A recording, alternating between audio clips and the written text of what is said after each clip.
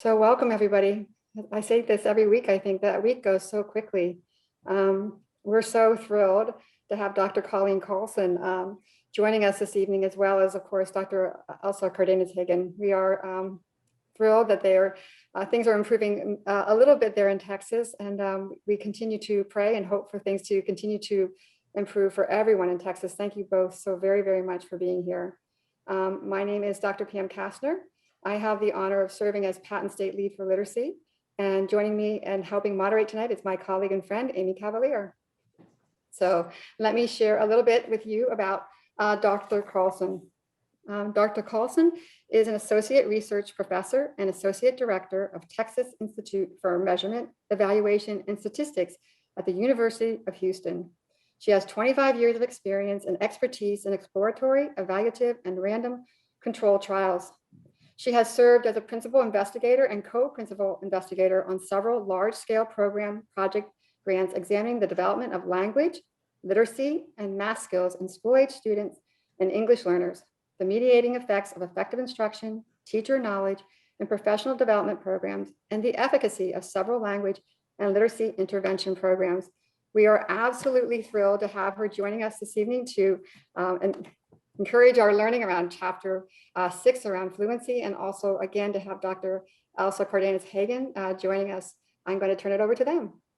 Thank you. And I also wanted to say, thank you to Dr. Colleen Carlson for all her years of work. And we've worked together for a couple of decades now. And currently she's the principal investigator and in a project for the Office of Special Education Programs, a model demonstration project, as well as other very large scale projects. And, although I tease her that although she does not speak all as fluently as she would wish the Spanish language, when we worked together and developing some early assessments for reading in Spanish, she was always asking and finding, well, wait a minute, I don't think this is quite right.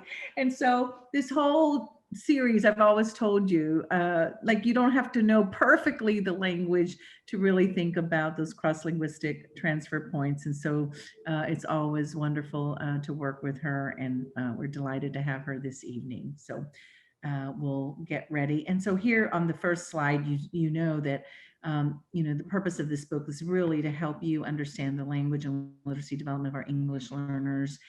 And each week we've been, focused on a particular topic. And tonight, Dr. Carlson will be speaking to us about fluency.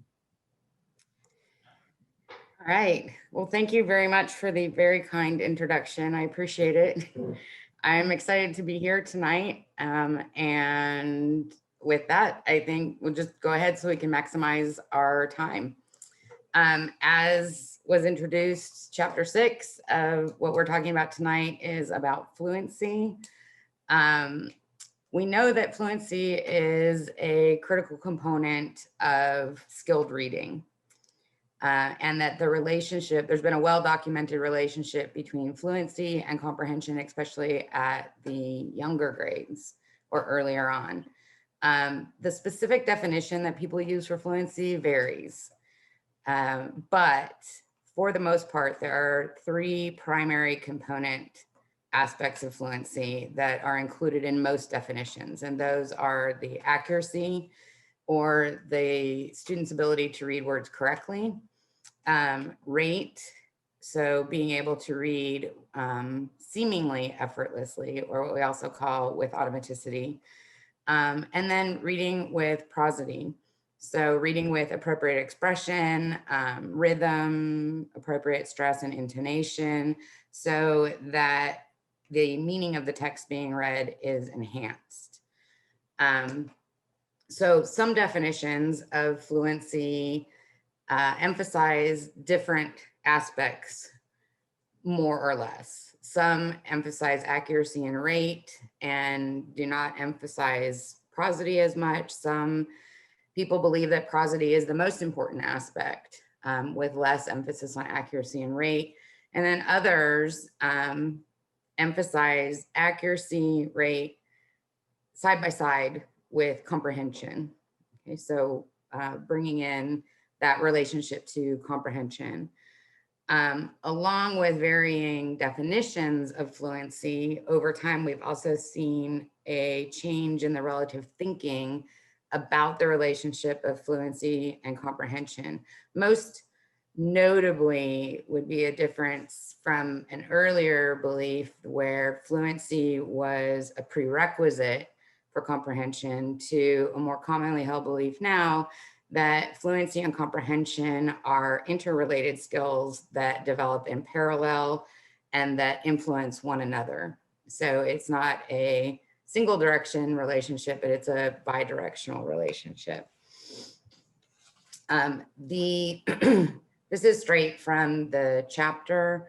When we talk about fluency for the purposes of the book chapter and tonight, we're using Kuhn's definition, and that is that fluency combines accuracy, automaticity, and oral reading prosody, which taken together facilitate the reader's construction of meaning.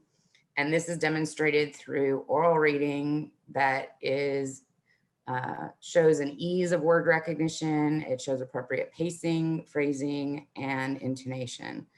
So you can see in this definition that those three components that we were talking about are emphasized, but it also includes the importance of the relationship between fluency and comprehension.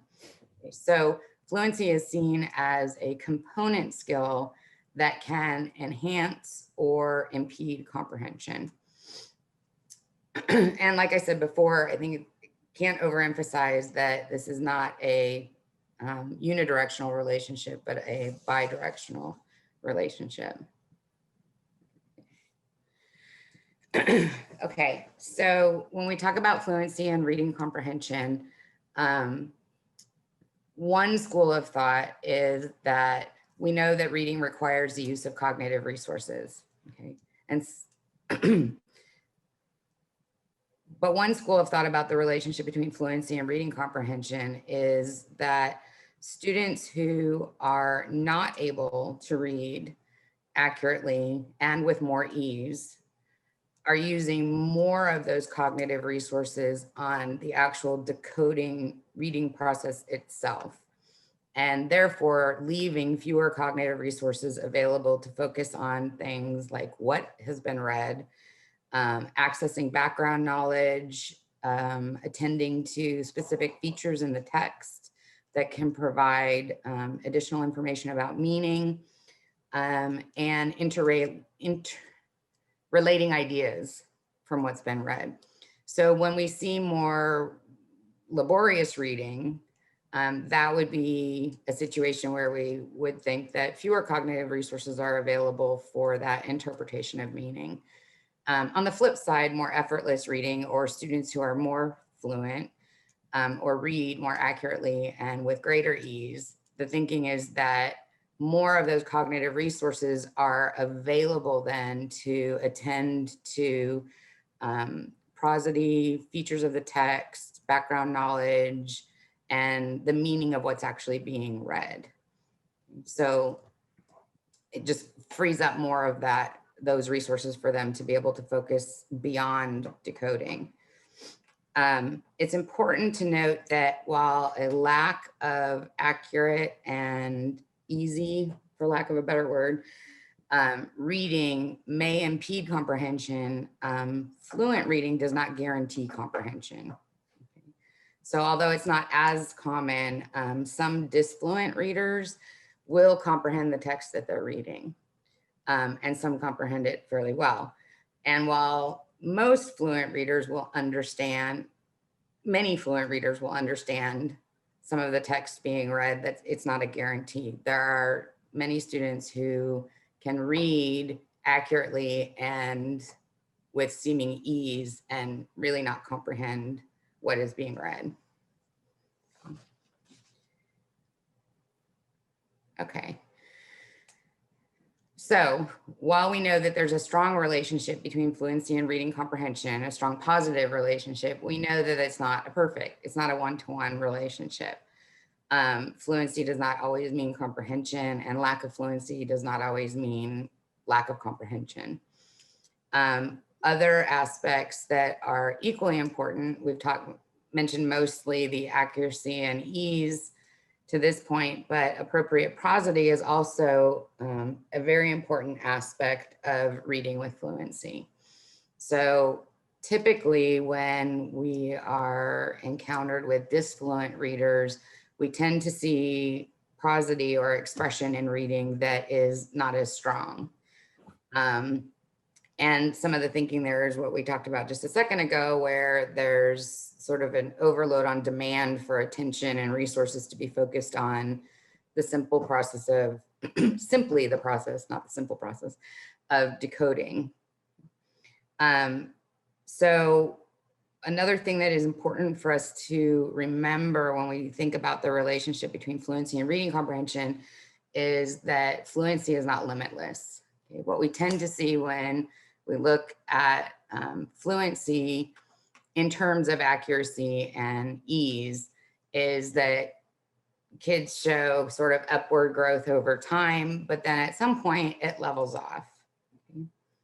And typically what we see is that that relationship between fluency and reading comprehension is stronger in the earlier grades, and that it tends to flatten out more as they become more fluent readers. Research on expressiveness, so on prosody, has shown that prosody contributes to the relationship between that accuracy and ease and comprehension above and beyond just accuracy and ease. So the prosody component is adding, as we said earlier, another component that is important beyond just accuracy and rate alone.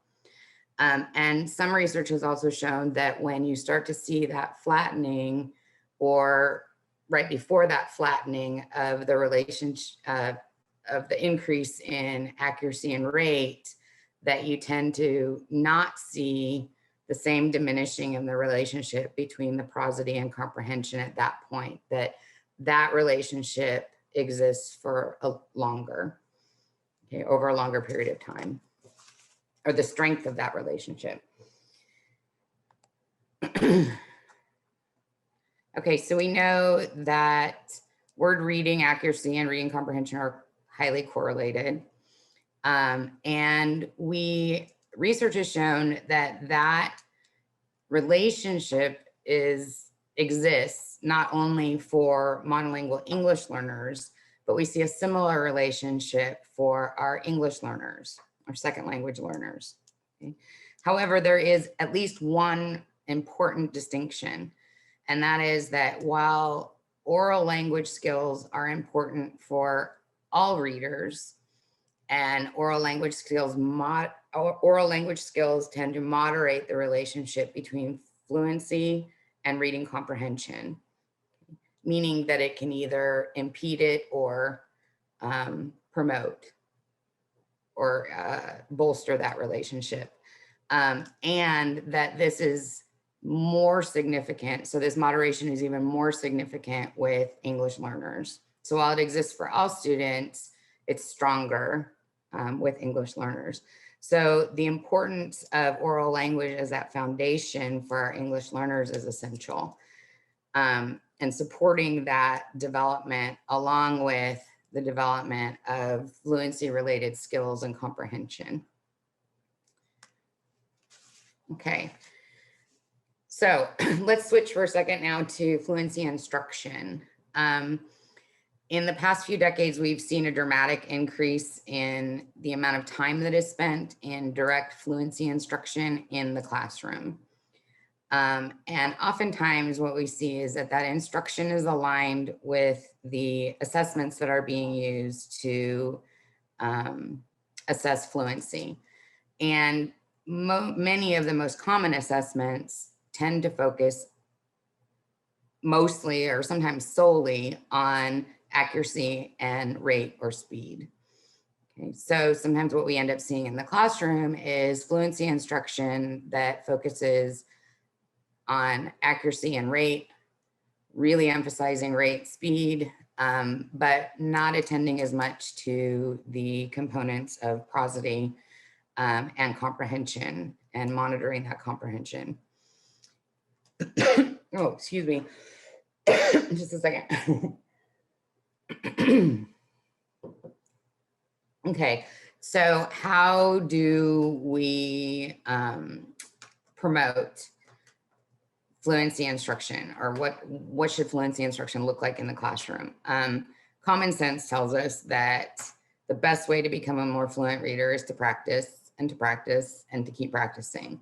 And while that is true, research has shown that it's not practice per se, but it is practice, repetitive reading practice that is engaging and that is embedded within systematic support structures. Okay, so it is practice, but it's practice with support, with a specific sequence, and it's systematic and it's engaging. Okay. And that this is most effective in the earlier years again. So when we talk about, I'm just going to run through these really quick. When we talk about explicit and systematic, we're talking about what that means is that we're setting learning goals that are clearly outlined, that are easy to follow, that provide comprehensible instructions, and the process and the completion of the task should be explicitly modeled. And this is something, especially the clearly outlined, easy to follow, comprehensible instructions are really important, not only for all students, but especially for our EL students. Ensuring foundational skills of reading. We know that the decoding process is facilitated by knowledge of letters and sounds, phonological awareness, vocabulary, and morphological knowledge, as well as basic knowledge of syntax and semantics. So having a strong foundational base in these skills will help support a student's fluency development. Now, this doesn't mean that we should wait until students have developed these foundational skills to begin working with fluency. It should be started as soon as possible, and it will take a different form over time as these foundational skills develop. So for example, if you have less fluent readers, instruction would probably focus a little more on foundational skills, and most specifically those that might be interfering with fluency development. But regardless, almost all students, for the most part, can benefit from some form of practice with explicit connected text. When we talk about structured practice, so fluency instruction should provide structured practice. So it should be explicit and sequenced. It should provide and include corrective feedback. So we're providing feedback to the students, correcting errors that occur. But part of this corrective feedback too is also making sure that as we progress, that we are teaching students and helping them develop self-correction techniques. Okay. I'm going to jump down here just for a second to consistency. So the instruction should be consistent, providing ample practice, include repeated readings or repeated exposures, and be implemented consistently and frequently. So those are all the different things that should be included. No one technique is going to provide us with the opportunity to address all of these components, but a combination of techniques will. So using a combination of different techniques is important for that regard, but it's also important because it can decrease the repetitiveness for the students and most likely decrease levels of boredom instead of doing the same exact thing over and over and over again. And then fluency instruction should always incorporate progress monitoring. So we need to be monitoring the accuracy and ease or rate of reading, but we also need to be monitoring their prosody and their comprehension of the text being read. So Colleen, can I just kind Yes, of ma'am. tune in there. So that's one of the things that we see, like when we get into classrooms, and one of it just would kind of drive me a little cuckoo. Like it's like, oh, I'm taking, like every day started with the fluency probe some of the schools. Oh, we're doing fluency probe today, fluency probe, and I'm like, yeah, that would be okay. You don't do a fluency probe every day. We need to do like what Colleen Carlson is saying here, that we need to make sure that we're doing the instruction, and then that, I think what your message is, that instruction, it's a part of that, but all the while we're working on their vocabulary, their understanding, and their comprehension of the text. Is that what you're saying? Yes. Yeah. Yeah. So not so much like in isolation, and then just we need to, instead of test, teach, right? Right. Yeah. Most definitely. Okay, so when we talk about fluency strategies, the one that we're going to focus on tonight is the repeated oral reading. And the three, so you see on the screen here, it says repeated oral reading, and then underneath it, choral reading, partner reading, and echo reading, which we're going to touch on these three. But repeated reading is really the umbrella term. Under which choral reading, partner reading, and echo reading fall. So I probably should have indented those there. But research has shown that supported, guided, repeated reading, instructional techniques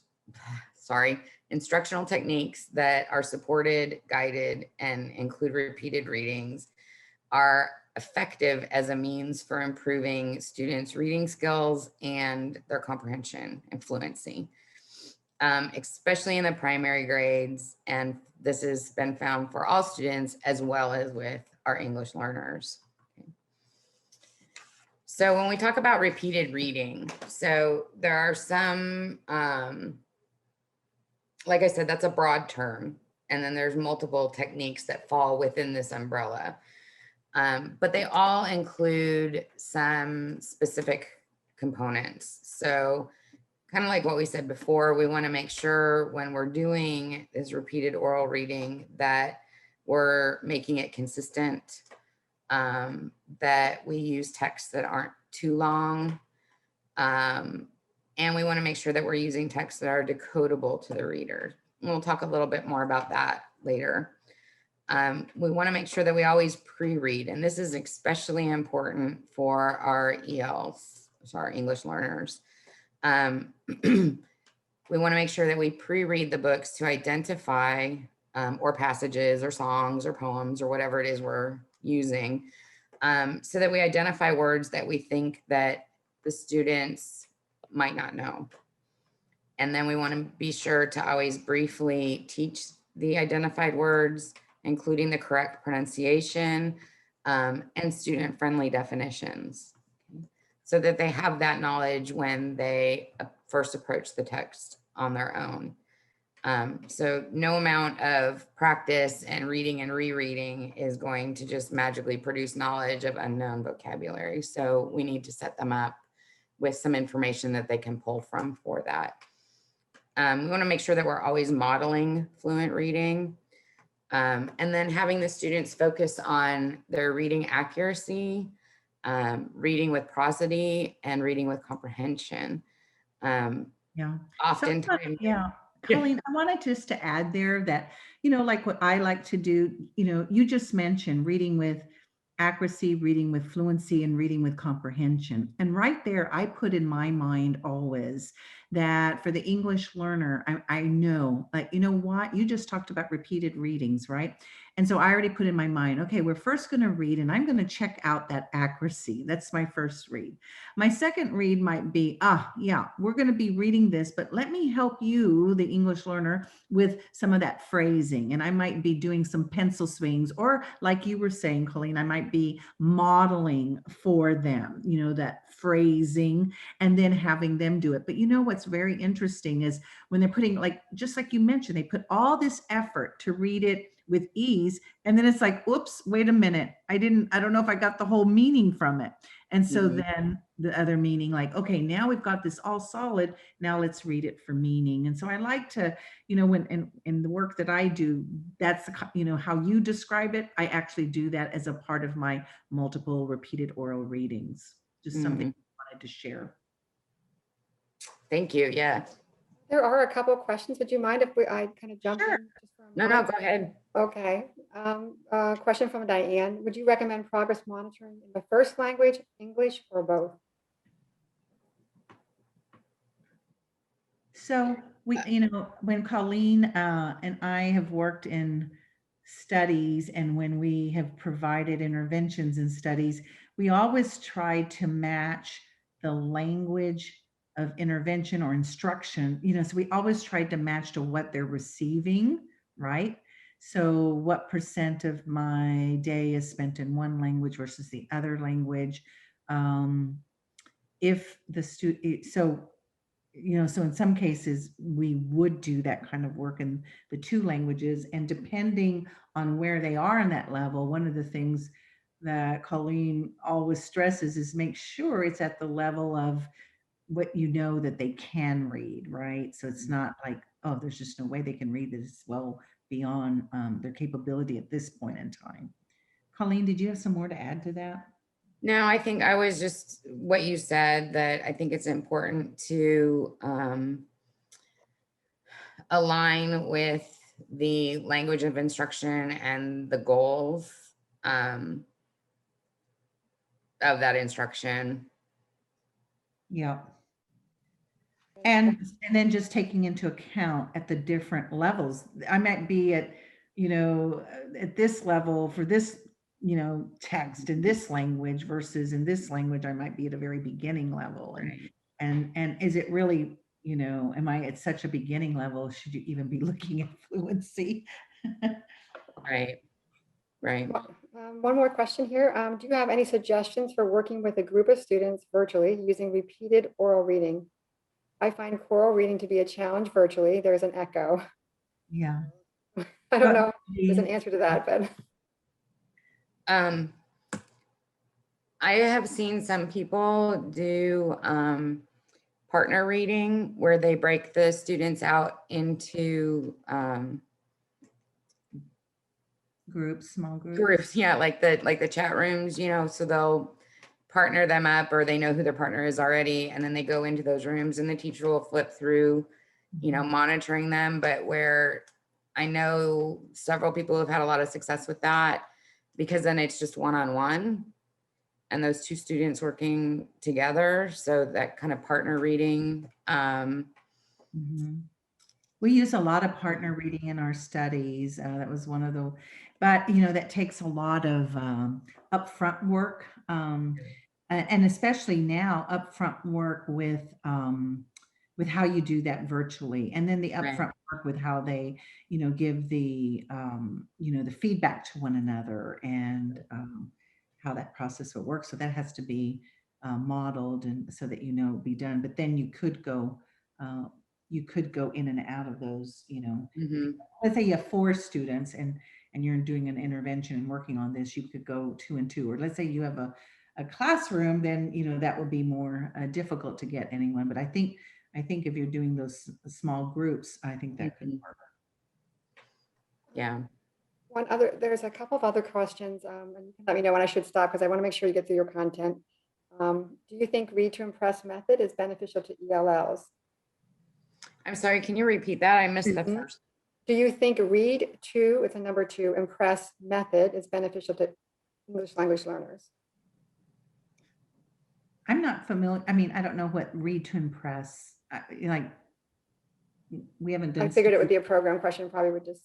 Yeah, we haven't done anything. All right, I think we're good then. Thank you so much. Yeah. So I think that's good. Okay. Okay. So in the repeated oral reading, regardless of which specific technique, we were talking about some of the things that you want to make sure that are addressed. we want to make sure that if a student misreads words, that they're provided correction. So we were talking about that correction. And, it's okay if they're asking for how to pronounce a word to provide the word. If they're unable to move on or stumbling, providing them with the word, encouraging them to move on, all of those techniques so that they are really focusing on moving through the text in the best way that they can and don't get stuck at a certain point or defeated. And when we are looking at text comprehension, regardless of the specific technique that we're using, we want to make sure that we move when we can. I realize sometimes with early readers, the texts are so basic that it's hard to do this, but we want to move beyond just simple recall. We want to make sure that we're also looking at their deeper understanding of the text. And we want to have students reread the passages multiple times until their reading of the text is fluent. Okay. So Colleen, before you go on, there's a question in regards to, this idea, David Kilpatrick talks about orthographic mapping research, which indicates that in order to promote reading fluency, you want to strengthen that accurate and automatic ability to, process sounds, manipulate sounds, phonemic awareness at the basic and advanced. And that, to me, I think the message is, really kind of doing an analysis of the reading fluency to determine, for the English learner, is it because of the, not enough experience with the language, not enough of knowing the phrasing and how, all the nuances of this new language? Or is it in fact that we really are at a point where, I think what David Kilpatrick's trying to get at, that, you're trying to work on this, and I've seen this done too, where you're trying to work on fluency, but you're missing some of the foundational skills. So you're not going to get to that fluency because, those basic skills are missing of that, processing and the phonological awareness and phoneme awareness, and really being able to understand, the patterns in the code. What do you think of that?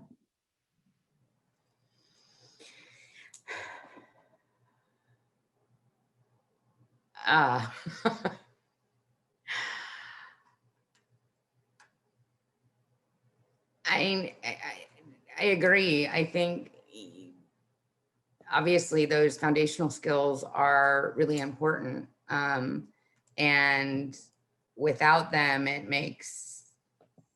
without enough of them, it can make it really difficult to even address fluency. But I think it's really important to balance that with the, at what point need to balance that with not postponing that instruction longer than necessary. Yeah. So it's almost like, don't work in a silo. This is the other thing. Okay, it's now time for phonemic awareness time. It's now time for phonics time. It's now time for fluency. It's now time for vocabulary now. When this is not what happens to us as we read. It's not in a silo, but it is. But I think you learn so much from listening to your students read and trying to kind of look at, okay, what are they missing here? And is it enough of a pattern that I need to go back and do this? Or, is it primarily, really knowing about how to phrase and add that expression? Yeah. Okay. And we're going to talk about that a little bit in a few slides too, but let's move forward just so we can finish this and we have time for. Sure. I don't want to cut anyone off, but in the interest of time. So 3 of the techniques that we talk about in the chapter for the repeated oral reading are the choral reading, partner reading, and echo reading. And choral reading, is typically implemented with groups, whole group, oftentimes whole group, and then splitting off into smaller groups. And it allows a lot of flexibility in terms of how you break the text up for the groups, how you break groups up. But it provides students the opportunity to practice together with the text, hearing other fluent and sometimes not so fluent readers in their group. And it also provides a lot of opportunities for extensions. I see a lot of choral reading approaches that incorporate movement and performances. So where you can extend over several days and the students are practicing their parts, and then all the groups come together and do a performance, which can be a really non-threatening way or less threatening way for a lot of students to be actively involved regardless of their reading level. And it gives them multiple opportunities for practice, both on their own, maybe outside of class over the course of a few days, but then also with a group. When doing the choral reading, chunking the text into meaningful units can also be a really helpful strategy, especially ELs. So if you're chunking like where there's natural pauses, or maybe where intonation or emphasis changes, that can really provide our ELs with an opportunity to learn that emphasis and direct their attention to the emphasis and the change in those patterns. And partner reading really is a combination of the cooperative framework for learning approach and peer assisted learning strategies. So it kind of marries those two together.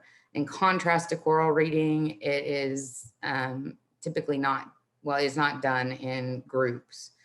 It is a pair, and both students in the pair play a role and they alternate that role. So in one, they're the reader, and one, they're the supporter. Studies have shown that with partner reading can be very effective, especially when that pairing is with a similar or students who are at similar ability levels or moderately different ability levels. And part of that is because of the emphasis on being able to have a fluent model. However, so with our ELs, oftentimes it's recommended that they're paired with a monolingual English student, okay? Or another EL student who is moderately at their same level. That type of situation will provide them with a more fluent model, but not all the time, but every now and then also making sure to partner them with a student who is less fluent can provide a really great opportunity for them, in that they get to then play that supporting role more than they might in another situation, and help build their confidence in their own skills, directing their attention a little bit more to what I do know as opposed to what I don't. But regardless of the specific pairing, what research has shown is the most important, even above and beyond that ability level, is the relationship between the students. So the degree to which the students are able to work together and get along, which makes sense. And then regrouping students periodically, regardless of which of these actually that you're using, is important. And then with echo reading is particularly useful for students who are beginning to read or at lower reading levels, including our ELs with low English proficiency levels. And with the echo reading, that's when the teacher models the reading, a short segment out loud, and the student follows along, and then the student rereads that segment out loud, attempting to read the words accurately, but also with the same expression or prosody as the model. Okay, and then that pattern just goes back and forth. So those are three common Okay, those are 3 common strategies within that repeated oral reading. We also wanted to review, information that we presented about measuring fluency. And again, we talked about, those 3 components, the accuracy, the rate, and the prosody. Accuracy really is pretty simple in and of itself, or at least the way we tend to use it. And that is, it's a measure of the number of words the student read correctly. Okay.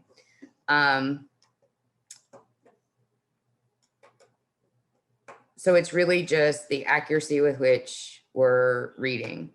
A lot of times, in and of itself, that doesn't tell us that much. Okay. We need some other pieces of information. So for instance, minimally, we need to know how many words could they have read. So like if you have a student who read 20 words accurately on one story, on story A, and then 20 words accurately on story B, that doesn't tell you much. But if you then know that on story A, there were only 20 words, short story, but on story B, there were 100 words, that tells us more information. So if we use those 2 pieces together, then we get what we tend to talk about as the readability of the passage or story, passage, whatever, for the student. So on the one hand, they're reading with 100% accuracy. On the other hand, they're reading with 20% accuracy.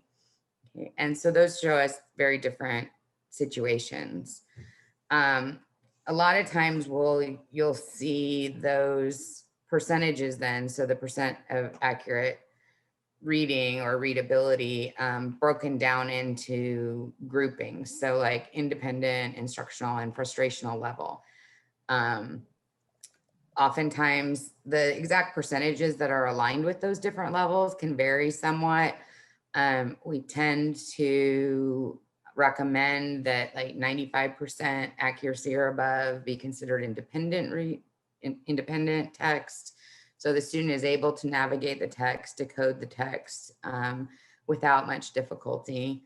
That like 90 to 94 would be instructional. So they might need some supports, but they're not struggling too much. And then below that 90% is frustrational, where they're starting to spend more and more of their resources on simply decoding the words. So for fluency practice, we want to make sure that we focus mostly on independent or higher instructional level text. There is other information that we can glean from the students' reading or accuracy. We tend not to do this as much in an instructional setting. It takes a lot more time, but it can provide a lot of very rich and really important information. And that is when we start tracking the types of errors that students are making. So as we're listening to them, instead of just marking, oh, that one's wrong, oh, that one was read incorrectly, that we're also attending to the patterns of the errors. Are there certain sounds that they're consistently missing? Are they consistently making certain types of insertions? There's a whole host. And I know in the book, we give a reference to where you can go to learn more about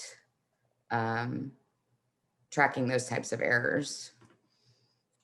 With our ELs, very commonly, we tend to see inaccurate reading with words that have sounds and sound patterns that aren't part of their native language, or that they're just unfamiliar with, depending on where they're at with their native language as well. When we talk about measuring rate, part of rate is accuracy, but then we're using accuracy and time together. There's a couple different ways to go about measuring rate, and we give examples of 2 of probably the most common ones in the book. So I don't want to get really into all the equations and everything here, but I think the most common way that we tend to see this is presented as the words correct per minute. whether you're using a 1-minute probe or where you're having someone read an entire piece of text. Oftentimes it is then calculated to the words read correctly per minute. I think what's important here is not the equations and everything so much, but that we understand that rate can vary greatly depending on a lot of outside or a lot of factors that might not be student specific. So depending on the difficulty of the text, we tend to see variations, obviously. We also tend to see variations in students' accuracy and rate when the genre of the text varies. When we're talking about like narrative versus expository reading, the length of the text can influence rate. So there's a lot of different factors there. So it's really important to not use one indicator of accuracy and rate or one reading of one type of passage, but to get a good idea of the student's accuracy and rate across a variety of different situations. We also need to make sure that we are very careful when we start to try to interpret rate. Reading rate should never be examined in isolation. Just like we talked about instruction in isolation, rate in isolation is problematic. We need to make sure that we focus on the combination of skills that the student is exhibiting and look at how rate and accuracy relate to that. We have, there are some students and some EL students in particular, where we can see accuracy and rate that are pretty good, are pretty strong, but we don't see hand in hand with that, the prosody and the comprehension of the text. So they've kind of taken off on the, I can read it and I can read it fast and pretty well, but I am not understanding anything that I'm reading. And I am not reading with appropriate prosody. And I think as you mentioned that is that's a feature that we see often with our English learners, and especially if they're Spanish speaking English learners and they're used to the decoding and getting to the code. But as you're mentioning, there's a lot of different factors that go into this, and we never want anything in isolation. So we want to be looking at how can we, the ultimate goal we know is comprehension. That's the ultimate goal of the reading. And so paying attention to, what are some of these skills that will get us to that comprehension. And as you mentioned, vocabulary will be one, being able to understand, the syntax, when we think about the components of language, being able to understand, how the phrasing works, and maybe there's even double meaning or multiple meaning on this. So all of that's going to be important. And I think in the book you mentioned about really exploring the background knowledge and, making sure that they have enough background knowledge for the text. They may be able to decode it, but is there enough on the background knowledge? Is there enough, vocabulary to understand that text? Right. That's our ultimate goal, is comprehension. Right. And I think the last point about rate is that rate is not the end all be all. Just like we said, not examining in isolation. A slow rate with everything else being equal, and if a student is showing appropriate expression and they're reading accurately and they're understanding the text, but their rate is a little slower, it's really not a problem. Some people read a little bit slower. And I want to bring up a situation. Dr. Carlson and I will still laugh about this later, and it wasn't funny at the time, but in one of our national research projects, some of the students, we were in intervention and they were English learners, and they couldn't read in October, and it's January, and they're doing all these probes and things like that. And some of the children start to tell us that they're going to drop out of the study and they can't be coming to our interventions anymore. And I'm like, but why? And they go, because our reading rate is not fast enough. And I was like, oh my God, the child just started reading in October. It's January. So we had a meeting. Do you remember this? We had a meeting with the principal and the literacy coach and the teacher. And guess what? The child was reading a little bit slow, but the child was reading and understanding everything that he read. And so, we may not be getting that fluency goal that you have, but what was important there is the child is reading and understanding. Mm-hmm. So we can't go overboard on this. Right. Yep. Okay. And then the other, the third component is the prosody. So when we're measuring prosody is, first of all, it's not as common to be measured as frequently. It should be, but it's not. But prosody is it's more subjective. And it requires observation of the student reading, okay, and paying attention and attending to that reading. It also requires that the person who is listening has a good understanding of what appropriate prosody for that age range being assessed is. Prosody rating schemes vary dramatically. Most often you'll see one of two approaches. One where there are multiple aspects of prosody that are rated on maybe a 1 to 4 scale. So each level of the rating scale includes multiple facets of prosody. So you might be rating phrasing, pacing, smoothness, and expression all together. You're rating them all at the same time. So a student will end up with a single score. That type of measurement of prosody is useful if your goal is to compare students or compare populations of students, like within a classroom, across classroom, that type of thing. But if you want to use information about prosody to be able to identify, specific areas where this student and that student, are stronger or weaker, then you need to select a rating scale that breaks them out. So where you can be attending to each one individually. And so when you look at those ratings, you know that this is phrasing, this is pacing, this is smoothness. Because when they're all lumped together, you know that they got a 1, but you don't know if that means that their phrasing, their pacing, their smoothness, and their expression were all low. They probably have variability across those. So what type of measurement is done really should be a direct result of what the goal is for that, using that information. So Elsa, I'm wondering if we should do the.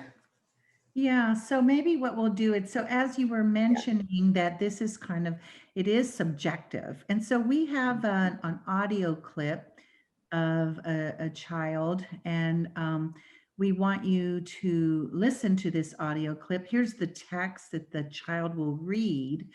And then we're going to ask here we go again, your judgment on, where you would be thinking about, expression and these kind of subjective ways of looking at the reading and the fluency. Okay. All right. Here we go. So the text that the student is reading is on the screen, and here goes the audio.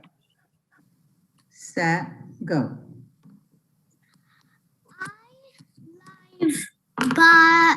I live by the seashore. There are many shells. In the sand, I collect them when the ship leaves. Did you look the ship leave the shore over a forenoon. I wish the delight for the tip. Next, I saw the shelf at my mom's shop. My money purchased by the sea at seashell at the shop. I use the money for store and other stuff. The shop is open now soon morn and by the seashell. Then Okay. Okay. All right. So, so you see there, this student is, reading kind of slowly there, and has, what would you say? Would you say a level 1 or a level 2? Level 3? So this is the NAEP oral reading fluency scale. So you can see in here that it combines some of the different components that we were talking about before.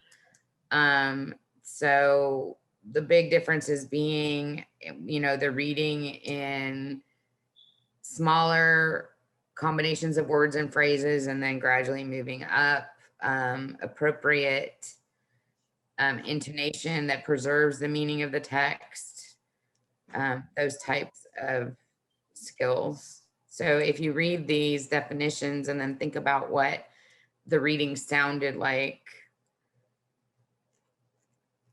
what do most people think would be? So it looks like most people are putting level 2 as, yeah, so level 2 would be, I would think, the majority of the folks here. So that was reading in primarily 1 or 2, like 2-word phrases. You might have seen some 3 or 4-word groupings, but so, very, somebody put 2.5. Yeah. Okay, we get you Yeah. guys. But Well, it makes it, yeah, I think it makes it difficult. Yeah. So this student, so he was like saying money, but then, it was very interesting, said stuff instead of things. So that tells you he's got, some of the comprehension there. And then I was thinking, well, maybe the money, let's see, I didn't know it was like the difference between many, money, I didn't know if that was like a pronunciation thing. The child is 7 years of age and an English learner, a Spanish speaking English learner.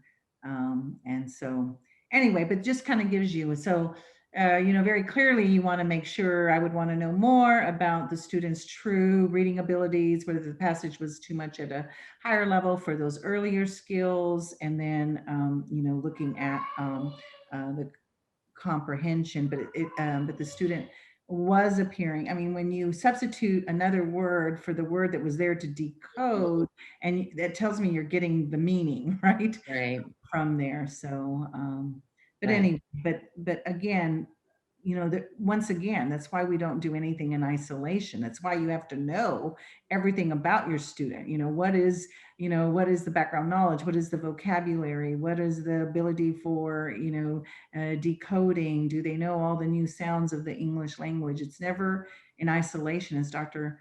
Carlson was mentioning. And so I think that was it just, very much goes to show as we, conclude with this exercise, how important it is to look at this in a very comprehensive and never in an isolated manner and just about one thing, but all of this together. So I see that we're like out of time. I know.